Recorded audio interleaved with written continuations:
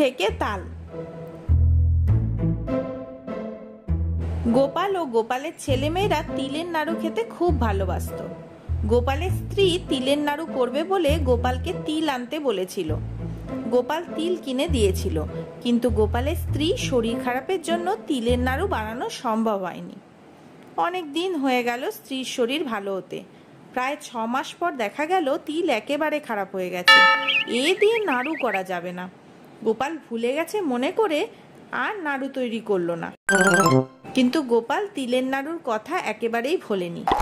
6 মাস পরে গোপাল একদিন স্ত্রীকে ডেকে বলল, আজ বাড়ি ফিরে এসে তিলের নাড়ু যেন খেতে পাই। 6 মাস আগে 1 হাঁড়ি তিল কিনে দিয়েছি, তিলের নাড়ু তৈরি করছো না যে মোটে। আজ নাড়ু খেতে খুব ইচ্ছে করছে, ফিরে এসে খাবো। গোপাল বিকেলবেলা বাড়ি ফিরে এসে স্ত্রীকে বলল, কই আমার তিলের নাড়ু কই? কেমন তিলের নাড়ু বানিয়েছো চোখে দেখি আগে। জানোই তো তোমার হাতের তৈরি নাড়ু খেতে আমার খুব ভালো লাগে। গোপালের স্ত্রী এক থালা তালের বড়া গোপালের সামনে এসে হাজির করলো। বললে, খেয়ে দেখো কেমন বানিয়েছি। গোপাল তিলের নাড়ুর পরিবর্তে তালের বড়া দেখে বলল, তিলের নাড়ু কই? এ তো দেখছি তালের বড়া।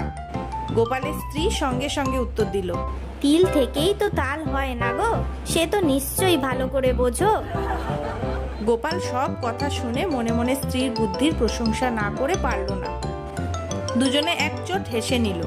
গোপাল বলল, সত্যি তোমার বুদ্ধির তুলনা নাই।